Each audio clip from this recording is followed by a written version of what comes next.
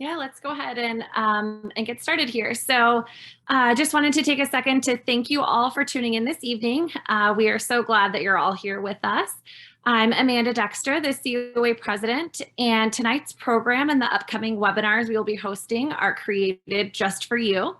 We want to make sure that you know that COA is here for you and that we are your #1 resource for information, insight, and support. Jody, do we have any slides? I'm working on that for you. Yes. Okay, perfect. While Jody is getting those slides up, also wanted to just mention a little bit about advocacy. Just wanted to make sure that you know that it is never too early to get involved in advocacy. You can be involved as a student, a new grad, or a young OD. It is always so amazing to see how many students attend and participate in advocacy. I was particularly impressed with the group of students that made the trip to DC this last week. I see a few of you on here that were with us in DC, and it was just so great to see all of you there and how passionate you are about the profession at such an early start in your career. For the first time since 2019, COA's Legislative Day will be in person in Sacramento. We're so excited to get together to advocate for our profession, and we need you there with us. Please plan on attending June 27th, and registration will open soon. Also, just a quick update on education. As usual, COA has a robust education and event schedule in 2022. Remember that as part of your COA membership, you receive 12 hours of free CE every year through CE by COA. And it looks like we're getting the slides up. Perfect. And our next CE by COA is May 16th at 6:30 p.m. Best of all, students can attend any COA CE event for free. So thanks again for logging in tonight. Now I'll turn it back over to COA Development Director, Jody Huss. Thank you so much. And thank you everybody for joining us. We're especially excited to have this first installment of what we're calling our Young OD Boot Camp. Our new OD boot camp. So we're going to have several of these types of sessions throughout the summer. We're excited to see the graduates in person here in a couple of weeks. So COA docs will be traveling to all of the schools for Old Home Weeks and graduation excitement and all that good stuff too. Want to thank everyone who submitted questions in advance. We're very lucky to have Shara Perkins Murphy with us from the California State Board, and we're going to get to the AMA portion really quickly. Just wanted to remind everyone that we do have an OD resource guide online. It's constantly updated, and it's got all of your questions about licensure and things like that we're going to talk about tonight identified in there. Also wanted to bring top of mind a couple benefits, the COA job board and the legal resource program, which comes into play when you're negotiating contracts and having free contract review. So just keep those things in mind. And like Dr. Dexter said, we're here for you. So now on to the AMA portion of our program. We are lucky enough to have Dr. Brian Park with us. He is the trustee on our board that kind of serves as liaison to the membership team and therefore the student team as well. So Dr. Park is going to moderate tonight's program. I'm going to encourage everyone to put your questions that you might have in the chat, or we will take live Q&A as well. But Dr. Park, if you want to start with some of the questions that we got submitted in advance. And well, maybe we should have Shara too introduce herself quickly since she's going to be on the spot most of the evening. Go ahead, Shara. Everyone. Thanks so much, Dr. Park. Good evening, everyone. It's a real pleasure to have this opportunity to just give you answers to your questions just before we get into the thick of licensing season. First, I want to say congratulations to all of you for getting through your professional school experience, getting through boards, and getting to this point where you're going to be able to serve the consumers of California. Understand that it's our job to regulate. It's not our it's not our job or our charge to punish or discipline. What we want to do is make sure that ODs are using their best skills and their best knowledge to bring the best services to consumers. And we want to make sure that if we find that something is a little lacking in someone's performance, they have an opportunity to re-educate or to link up with other professionals and other specialists within the field. Not really specialists, right? Because we don't have specialties, but folks who have been practicing a long time, other experts who can help them understand the best ways to go about practice and to serve consumers, with the absolute best standards of practice. So I want you always to think of us as a resource. We, of course, can't interpret the law for you, but know that we're not here to, bring down the law book on you. We're not here to come after you and keep you from practicing. We're here to make sure that everyone who has an opportunity to be an OD in California meets the high standards that all of you I know have been taught and are looking to reach once you can serve consumers. There we go. Thanks so much for having me. So hi, everybody. My name is Dr. Brian Park. Just a little background on the new OD Bootcamp. Jody did mention the OD resource guide that's on the website, and kind of the idea from this whole program branched out from that because it is a book, and I know we all would love to just continue to read. But this is going to be designed to be a little bit more of a networking resources and just a little bit more live action, just so that we have more touch points with you as you branch out after school. So let's get started with the first couple questions. I'm going to see if I can arrange these based on topic. Shara, the first question: what is the soonest that we can submit an application for licensure, and are we able to submit applications early? Right, if you don't mind, I'm going to start with a little exercise. Make sure the hand raise feature actually works. So I'm going to ask you to raise your hand, keep it up until I tell you to put it down. If you are aware of a little thing called Breeze, and I'm a visual learner, so I'm going to go ahead and put that in the chat. If you're aware of Breeze, go ahead and raise your hand for me.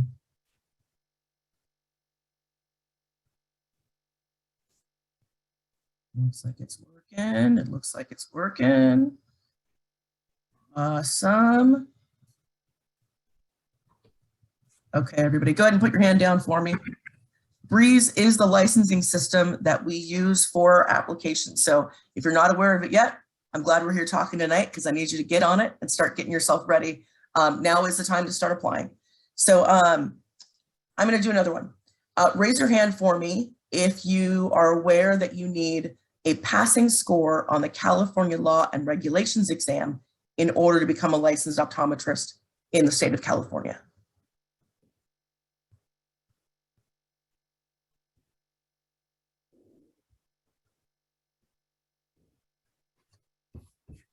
Okay, we're getting there. We're getting there. If you didn't raise your hand, please go ahead and stop watching Dumbledore on whatever streaming pirating series or system you have, and let's join the conversation. So you absolutely do need a passing score on the California Law and Regulations exam in order to be a licensed optometrist here in California. Keep your hands up. And those who haven't put their hands up yet, go ahead and put your hands up. All right, put your hand down only if you have already obtained a passing score on the California Law and Regulations exam. So keep your hand up if you don't have a score on the California Law and Regulations exam. I don't know, I'm not seeing as much participation down at the bottom of this participant list.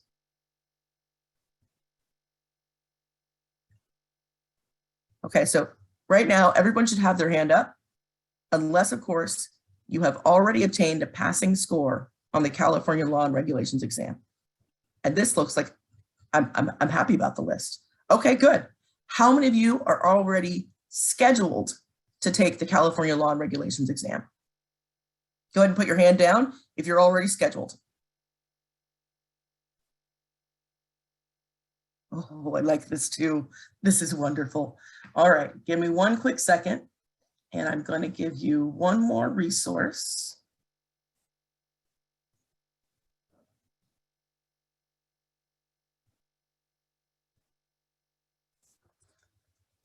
All right, in the chat. So go ahead and open that chat up. So this is your link to Breeze. And this is the way that you begin your licensing process. So start that now, because the big thing, and I'm glad a lot of you are ahead of the curve, but if you aren't able to obtain a passing score the first time that you take the California Law and Regulations exam, then you have to wait 3 months before, actually I apologize, I'd like to get it to 3. You've got to wait 6 months until you're able to retake that exam. And so without having taken it yet, please go ahead and take it now. Take it as soon as possible.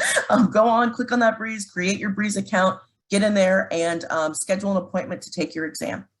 The other thing that you can do now is that you can provide your fingerprints. So you can, once you have scheduled your exam, and then you'll get a bunch of information by email from our testing vendor called PSI, as well as from the board.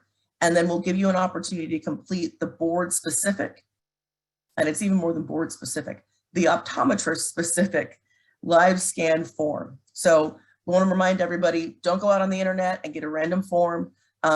Don't find some that have been maybe usable in the past. We've got a new updated form from the Department of Justice and from the FBI, and you can only get that from the board.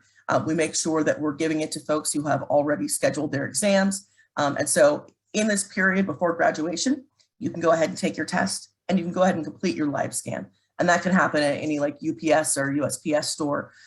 You go in and give your fingerprints, and and right now, I will say actually, it's taking about 30 days. So if you are in that spot where you've taken your exam and you've got the live scan form, go out there and get it now, because actually we've been having some issues and delays with new hires for our board. So go out there, get your live scans done. So those are the things that you can do before graduation. And that's what I'm hoping folks are doing now. Not until, if you're not in California, that's right.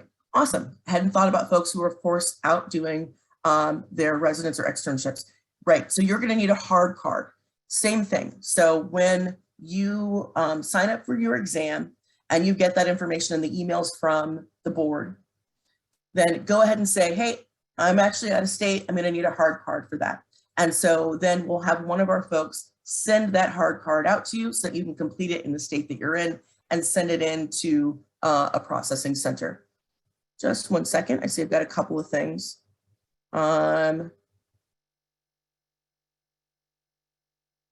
If I can ask possibly, yeah, put text list, I like it.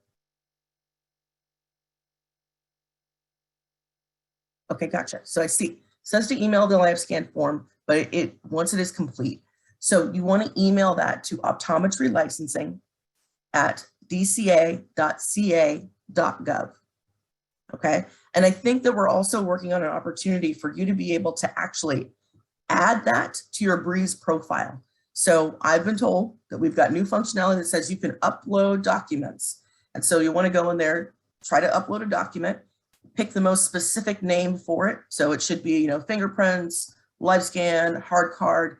Go ahead and give the most specific name that you can give it and upload that to your Breeze profile. Just making sure. Yeah, okay, so that fingerprint form that you obtained online, unfortunately, is not the correct fingerprint form. Please go ahead and send an email to optometry licensing at dca.ca.gov, and we can give you the correct form that you'll need to use. Any sort of generic form or form that isn't provided by the board won't give us access to your background information. So you might complete it, it'll be out there in the ether somewhere, but it will be accessible to an agency other than ours. Okay, so until graduation, and I think I've got, yeah. Is that the correct one, Shara, that I just put in there? Optometry licensing at dca.ca.gov. That's exactly it. Excellent. Thank you. So until graduation, those are the 2 steps that you can take.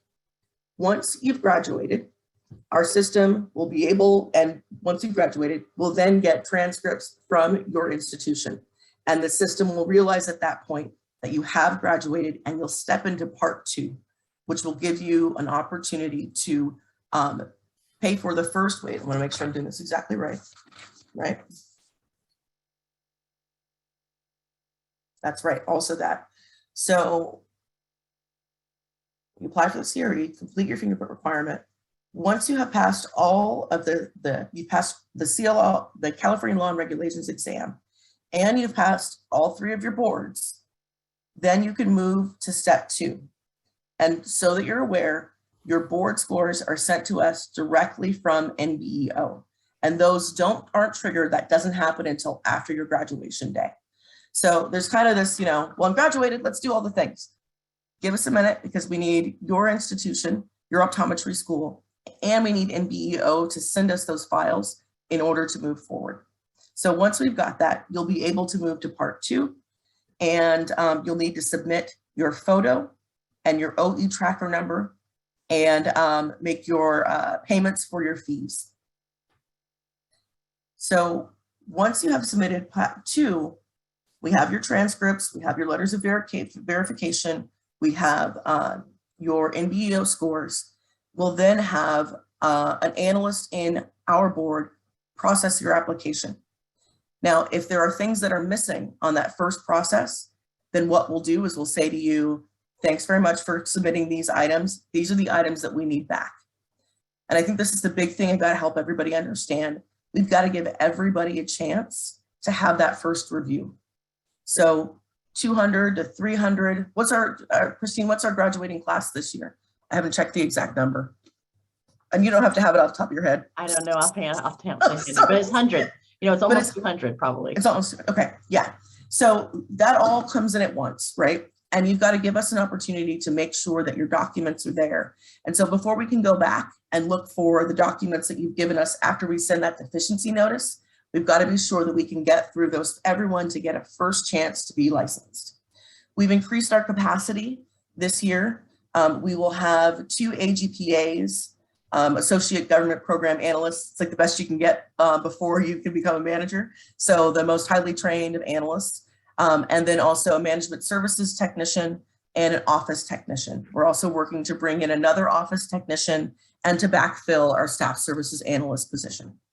So we'll have more capacity this year to get through those first runs, and then to have folks go back and say, okay, let me see what I've got as far as deficiencies. So we really have to make sure that folks give us that time. And I've gone into the whole thing of like the processing cycle, but I know I should be answering questions, just dawned on me. So the question that I was answering is that until graduation and until we receive your transcripts and your NBEO scores, you can take your CLRE, your California Law and Regulations exam, and you can submit your live scan form or your hard card if you're living out of state. And I'll for the next question. Awesome. So actually, a lot of the questions were regarding the licensing exam and the process, and I think you actually just got through a lot of those things. So timeline-wise, what is the projected timeline for new grads to expect their licensure from the state board? I'm just seeing someone's question. Optometry at dca.ca.org or .gov is totally fine too. That's our general email address. But when you're sending in your licensing documents, please send them to that optometry licensing, because that's the one that our licensing staff will check each day. If you're in the general optometry at dca.ca.gov email inbox, it's going to take a little bit longer for us to get through all of that because it's, folks who are complaining, folks who have enforcement complaints, folks who want to know about policy. It's a much bigger inbox. So if you got it from optometry at dca.ca.gov, totally fine. Return it to optometry licensing at dca.ca.gov. So during graduation season, our typical processing time is 10 to 12 weeks. We really strive to make sure that by the middle to end of September, we've been able to get through the entire graduating class. I'm hopeful that we'll be able to move that timeline forward a little bit this year because we are increasing our capacity. I'm going to have more analysts who are capable of, who are more experienced in the licensing process and hopefully capable of troubleshooting more of the deficiencies and things that might not appear exactly as they are, some of the, the problems that we sometimes have with applications. So I'm hoping that we can be better than that this year, but we do try to make sure that everyone in the graduating class is licensed by mid to end September. So 10 to 12 weeks is the processing time for a new graduate optometry license application. Perfect. And another question in regards to the licensing process, any difficulties if the married last name does not match the name on the license? Yes, thank you for that one. So the name on your license should be your legal name. It should match your legal name. If you would like to practice using any other name than your legal name, you will need a fictitious name permit. So you do want to make sure that you are applying for your application or applying for your license with your legal name. If that's your married name or you're not there yet, try to align those things, or you can come back to us once you are married if you know that's coming sometime in the fall, and we can do a name change for you. But it certainly does, your license needs to match your legal name. And anything else, even a cute play on words or your name, requires a fictitious name permit. Can you go into that a little bit more about the process for that? Yeah, most certainly. So that is a separate licensure. If if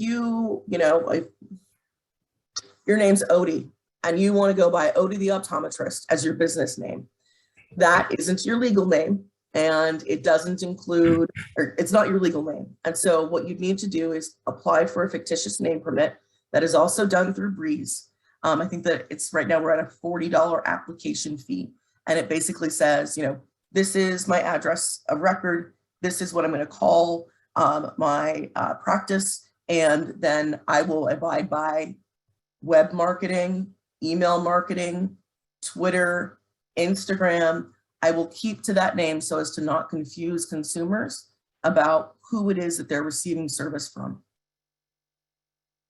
And that usually has about a 4 to 6 week turnaround. Then they are renewed every year. Perfect. In regards to continuing education, when does the 2-year clock begin for me to complete CE? So the biggest thing in this calculation is to remember that as long as you are licensed within a year from graduation. So let's say you graduate this year on May 20th, 2022. As long as you are licensed before May 20th, 2023, you won't need to worry about, you won't need to worry about continuing education until your second renewal. So your first renewal, you won't have to submit any continuing education.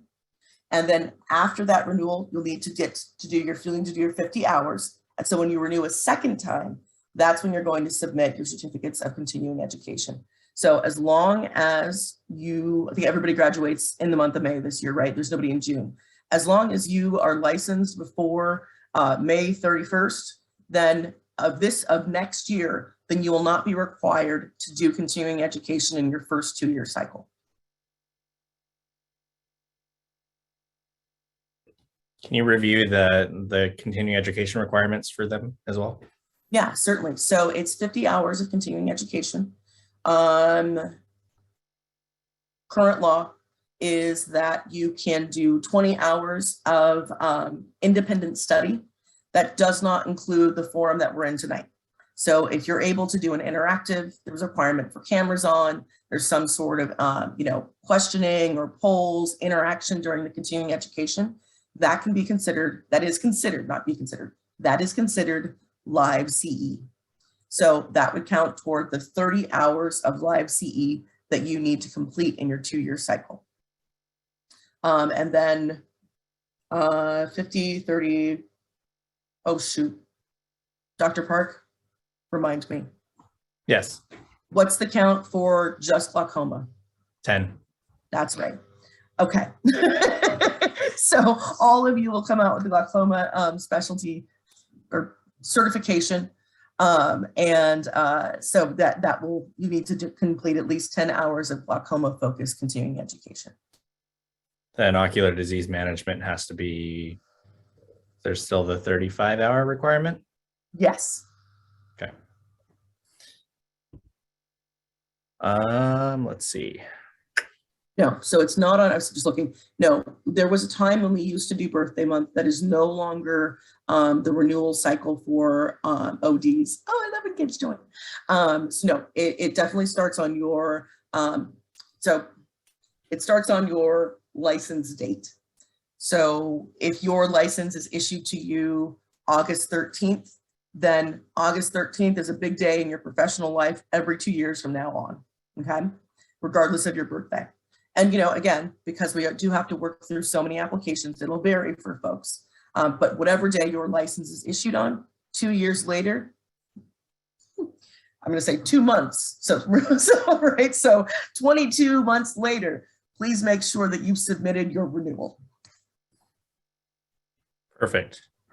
Let's see.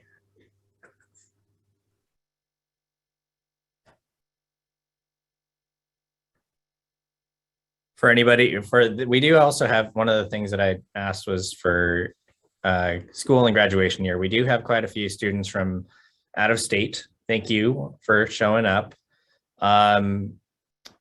Is the optometry licensing email the best way for them to connect, especially during your busy time?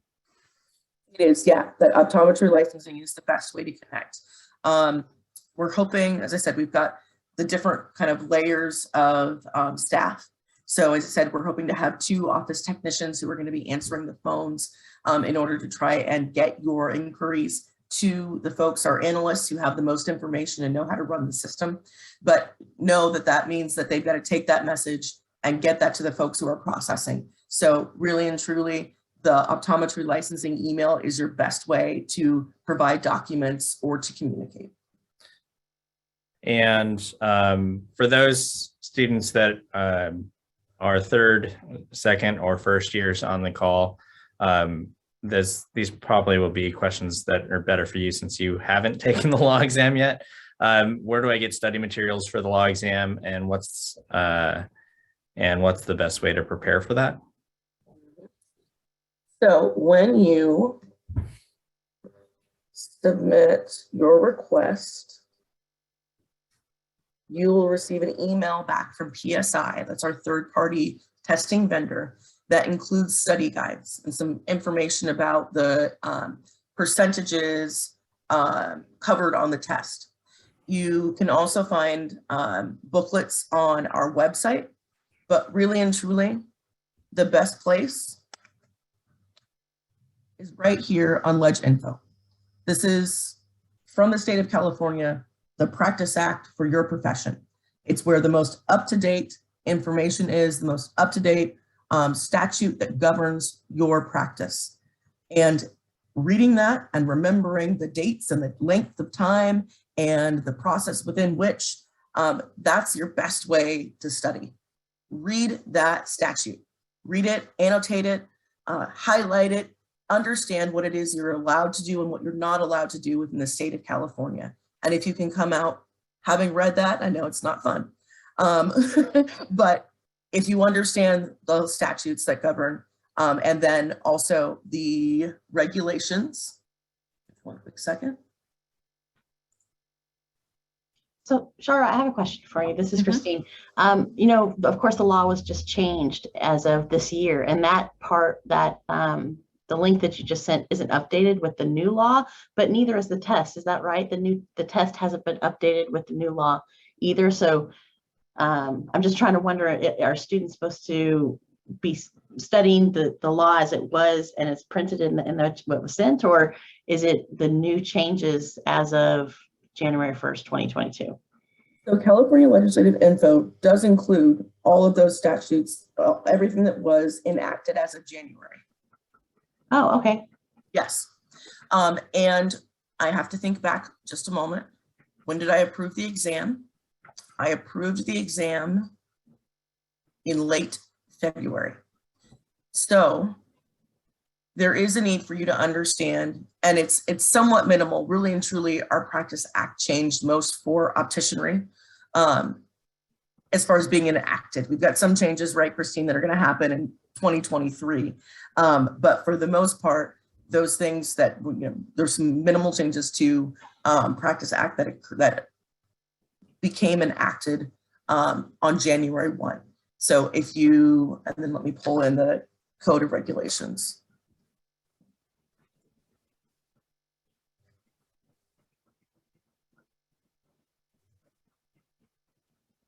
There we go. So the second link is the California Code of Regulations relating to optometry.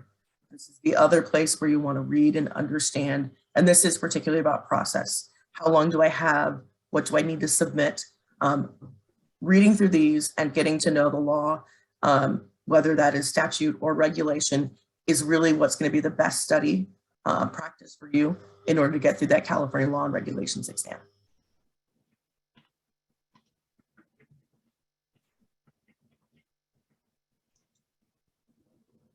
Perfect.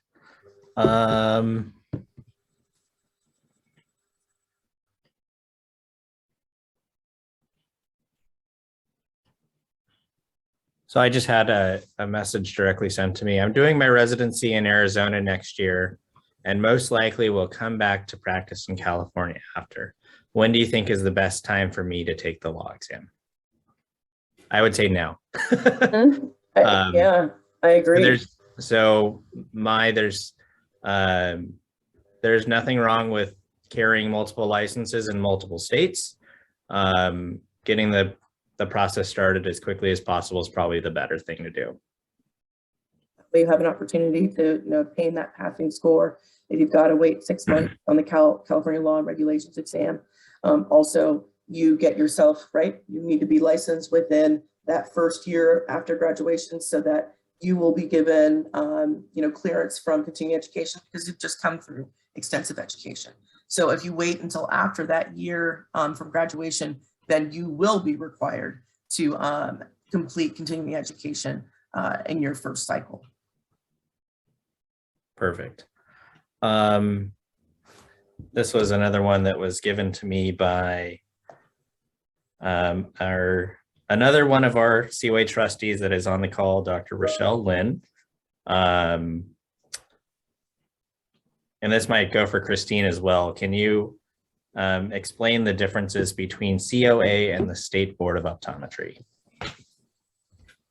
So the State Board of Optometry, really our job is to protect consumers. So we first make sure that new ODs have passed all of the educational and testing requirements so that you can be competent to sit in that office and to give optometric care. And then secondly, we're the place where we take in complaints from consumers in order to find the small number of bad actors who might not be practicing completely up to standards. And then it's also our responsibility to make sure that we're engaged in current practice, we're engaged in the changes within industry so that we can find the best ways for the California State Legislature to create the laws of the practice, and also so that we change our regulations in order to best oversee the practice. And we talk about the role of California Optometric Association. Our mission is to support and advance the profession of optometry to ensure quality healthcare for all Californians. COA provides advocacy, we provide continuing education, we provide cooperation or an opportunity to meet with and to network with your other optometrists. It's an member organization where you pay dues to our organization to perform these tasks for you.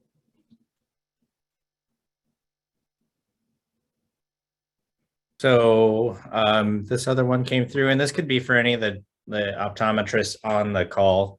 A bunch of our board members are here as well. On average, how long do students typically spend on studying for the California law exam? Personally, I think I did the studying over about 4 or 5 day period. I'm not sure. Dr. Dexter, do you remember how long it took you to study for the law exam? Yeah, I would say about the same. I kind of took maybe several hours over like a week or so every day and just really hit that pretty hard before taking the test. Dr. Lynn, Dr. Fisher, Dr. Mendoza?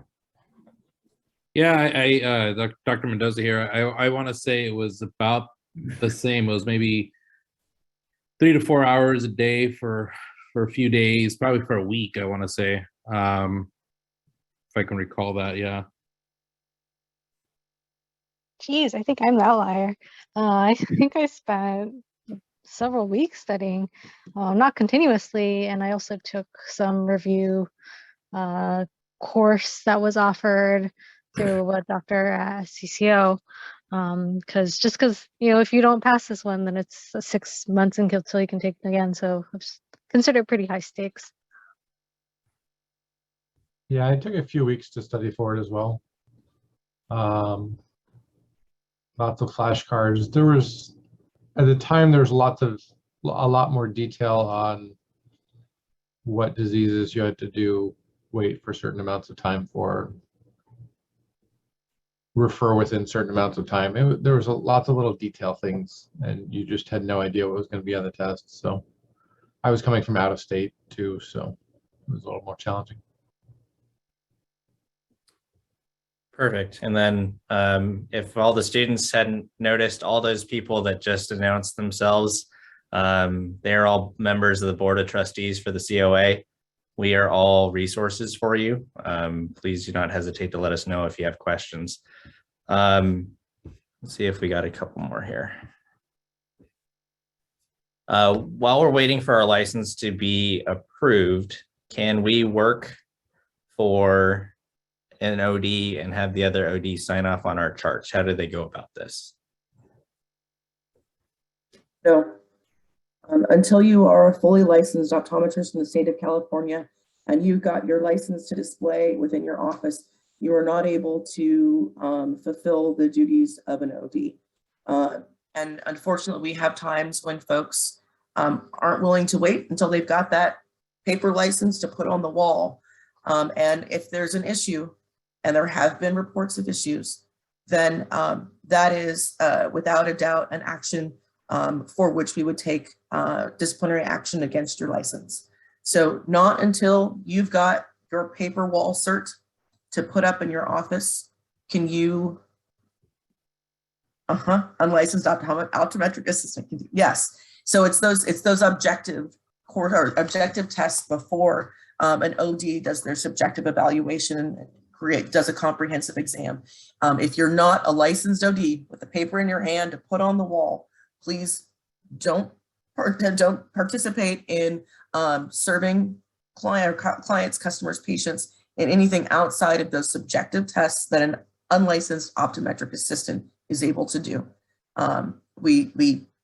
In the last, I've been with the board 3.5, almost 4 years now, and almost every cycle we've had an applicant who we find out has been practicing without their wall cert. So I get it. We're gonna let you know that you've been licensed. That number is gonna be on the website, but not until you get that wall cert to put up so that consumers know that you are for sure licensed by the state of California.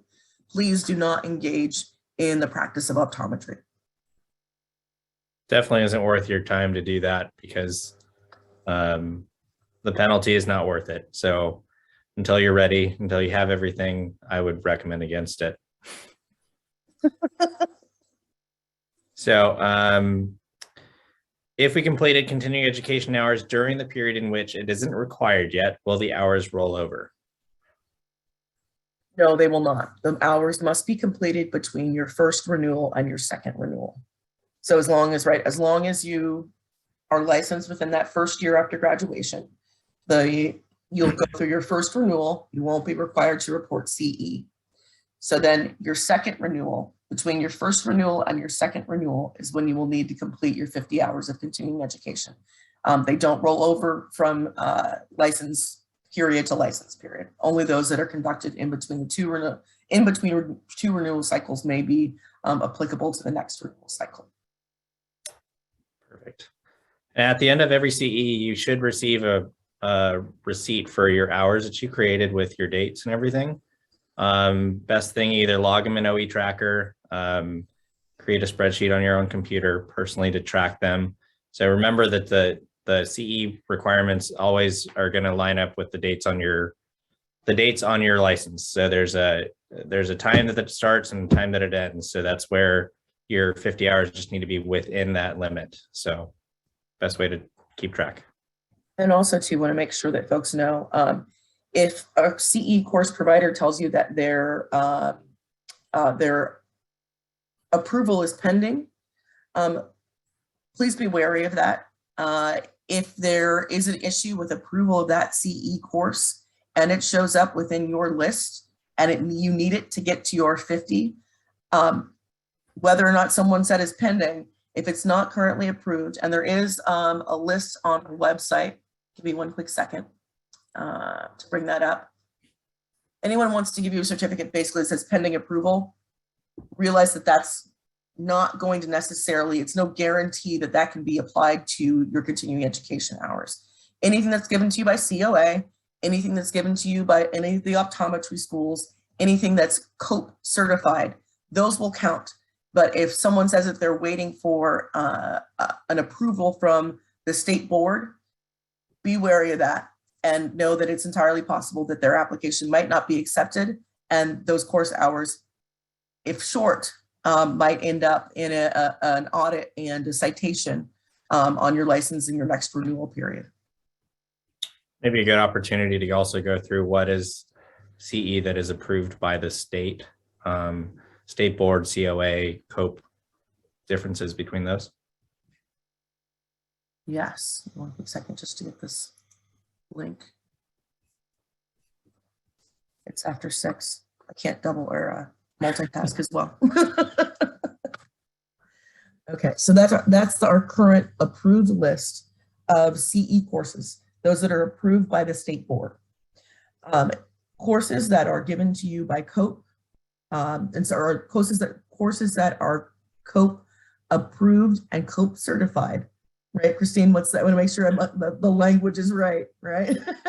So you want to make sure that the course content is approved, but also that the instructor and the event have also been certified, and that they will then be, of course, accepted by the California State Board toward your continuing education counts. Those great. It's a great thing to be a part of your local associations. It's often a great opportunity to get continuing education content. Those that come through your local associations and then through COA, those are also accepted toward your total continuing education hours. And then again, as I said, anything that comes from any of our optometry schools here in state, those courses are also immediately, of course, recognized as continuing education that can be counted or applicable toward your continuing education requirement. Perfect. Another question, is there any tips for those who did not pass the law exam the first time?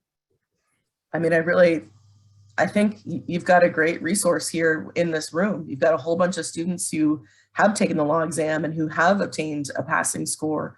If folks are willing, what was the tidbit that you found helped you most? What was your studying technique, or what did you find that you found, what did you find really helpful? I think this room here and these folks who have obtained passing scores are really your best resource for that. So students that are first through third years, this is something that the COA membership team has talked about. We are actually looking to add a California law exam class in this type of format. That would be a part of this new OD boot camp, and it would be a good opportunity for you to get help in studying and some tips and go through the whole process together, so you're all ready to do this. So we never want to see anybody fail that law exam the first time.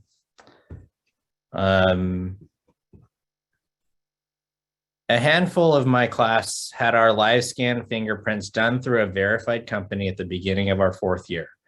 We paid a fee and were given a form.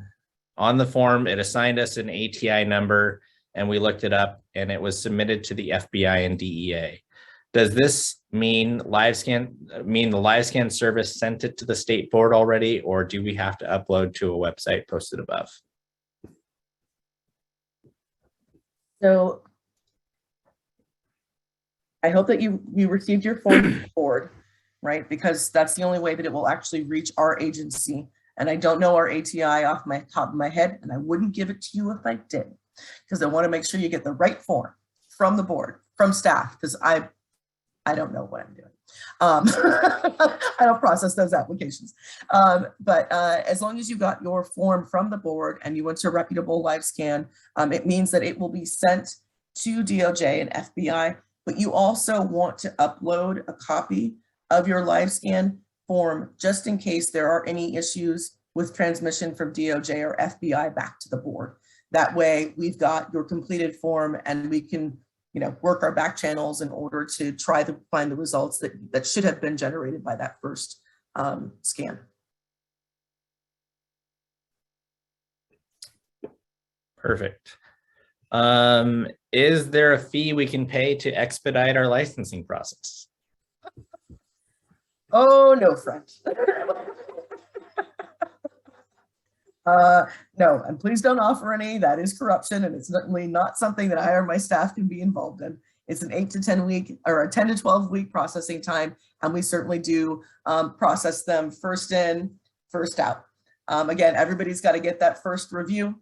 If you're prompt about getting your deficiencies cleared, then once we've got the resources to have someone come back around, then you'll be handled in the order in which that was received. Perfect. So I just want to clarify that if we get licensed by May 2023, in terms of our first renewal, does that mean when we renew in May 2024, we don't have to submit 50 CE credits? That is correct. If you are licensed in January of 2023, right, your renewal won't come until January of 2025. So as long as you're licensed within that first year, then you've got 2 years from the date of licensure in which you don't need to accumulate CE. Does that make sense? Perfect. If the live scan fingerprinting that happens once you register for the state board takes 30 days to process, do we have to make sure we take the state board exam sometime after the live scan results should be released? I think they're separate entities, right? They are separate entities. They can happen in concert. So basically what it sounds like is you're created a file once you create your Breeze profile. Each little piece becomes a part of your application. The live scan's a part of it, law exam, board scores, fictitious name permit if you want to do it. So each piece is going to be there, and that's what's going to be processed by the state board staff, which will end up being the thing that they look at. So if something's missing, they're getting in touch with you, and this stuff is missing. We need this to approve your license. So are there any more questions in the chat? No, there's not. Is there anybody else have anything? Tara, I have a random question. Maybe this will help the students as well. I've heard that you can do, and I haven't done it before, so, but can you do to get some continuing education credits? Can you do like observation of surgical procedures and things like that? Is it only COPE approved or state board approved or COA approved CE or self-study, or are there other ways that you can get continuing education credits? So it really is confined to those. So self-study, COPE approved, board approved, or optometry school provided. We do approve some courses with surgical observation. but they are usually limited in the amount of time that the course will actually be surgical review. It really is more about the exchange of knowledge between, the professional who is, giving the presentation and those who are there, taking part in the continuing education course. Shara, do you guys still give CE credit for board meeting attendance? Is that still a thing? Sure do. Yes, we do. We certainly do. So I believe that if you attend what basically ends up being 8 hours, we typically start at about 10 and run sometimes until 5 or 6, 9 to 6. Then you will be eligible for, as long as you sign in, stay there. Even as we do, WebEx meetings, know that we check attendance by, checking URL, or what are the addresses behind your, one way or the other. We check the logs for attendance. And we certainly keep track of who's there and when they're there, and then whether or not they're there for the end. So if you participate in a full day board meeting, then you will be eligible for 4 hours of continuing education. Perfect. One other thing, I know there was a question about joining provider panels and how to get empaneled. We have that OD resource guide. It includes all kinds of information about provider panels. It talks about how to go about, kind of a step-by-step process, how to, what should be considered. You do basically have to sign up with each individual vision plan or medical plan that you want to. So it is a process to go through. And if you have questions, or I know there's companies out there that you can go to have them do that for you too. So, and you also want to look at Medi-Cal. Medi-Cal covers now, it's half of all children. And Medi-Cal covers 1/3 of all Californians. So it is definitely something to consider moving forward. That will probably be a topic of a future New OD Bootcamp webinar. Let's see. Is there a way to make our address private and not open to the public on our CO or on our I'm assuming this is California application. So it is incredibly important that you include your address of record is one where you can receive mail, because otherwise we will send that wall certificate to an address, the address of record, and you won't receive that. And remember that not until you've got that wall certificate to hang up in the office are you able to actually practice. So it's important that you provide a personal address during your application process. It is an easy change of address process. Once you have your primary practice location, you're able to then do an address change so that that isn't public unlicensed search. So probably another good question is definition between primary and secondary addresses for practice, because a lot of new ODs bounce around. What's the thoughts on that? So we understand, I mean, practices are, all professions at this point are working in different ways, right? It's not as likely that you'll be in one place working for one, group or for just yourself. So we understand that folks are going to be practicing in different locations. So your main location uses your address of record. And then anywhere else that you plan to practice, you'll need to obtain a statement of licensure for that address. And you are able to practice in up to 11 different locations. Perfect. And I'm assuming this is for CE. What do you mean by self-study hours? Can you clarify? That's usually going to mean anything that is recorded, that you do not have access to the presenter for the information. So that's going to be any kind of online CE. There's some CEs that you can submit for, and like some magazines that you just take a test. I'm assuming that's what the question's asking. And I think that's what Shara would say. Self-study is going to be anything where you don't have access to the presenter or you don't have a live feed for questions. I recently got married and changed my legal name. I did a fingerprint scan, live scan with my previous name. Do I have to redo the live scan with my new legal name? Goodness gracious. That's that's weeds that I'm not in. Please send an email to optometry licensing at dca.ca.gov. And our licensing analysts who handle the details will let you know whether or not there's a need to retake a live scan. Perfect. Looks like we're down to the last few minutes here.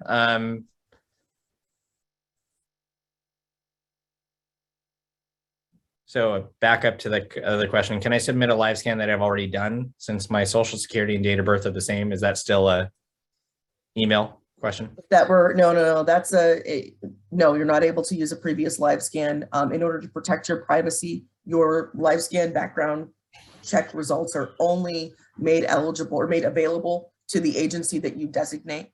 And so you have decided to, make that available to a local school where, you volunteer as yard duty. But if other organizations were able to just at will get a hold of those background checks, that would of course be a breach of your privacy. So we have to have you submit our form with our correct information in order to make sure that we are able to access your results. Perfect. Last couple minutes here, I'd like to thank Shar for taking the time out from your busy day. I'm sure it's real crazy at the state board right now. And I'd like to thank the other COA trustees for sitting on this call as well. If there's any further questions, feel free to reach out to COA staff. I will drop my email address in the chat as well. And I can be a touch point for COA as well. Also, please look out for other things going on with COA this summer. We have a lot of our local societies are doing Young OD events. I know that there's going to be probably something fun in San Diego this summer. And look out for other COA events in the future. One thing, graduation is incredibly exciting and celebratory. Please call yourself an Uber or a Lyft, because a DUI is actually an actionable offense against your license. Professionals, call your Lyft or your Uber, and don't think that if you get arrested in Mykonos or Milwaukee that we won't find out while we're processing your application. We will, and that will of course be action that could be an actionable offense against your license. So go out there and be good citizens, because when you get licensed by the state of California, you're given the trust of the government that you're going to do your best to keep those around you safe and to uphold the standards of your practice. So be mindful of that, not only when you step into the optometry room or the office or the patient room, but also when you're out in the community and you have an opportunity to best protect others and yourself. So be safe out there, folks, and congratulations. Perfect. Have a great night, everybody. And we're done for the evening. Have a good luck to everybody on finals, and congrats to the graduates.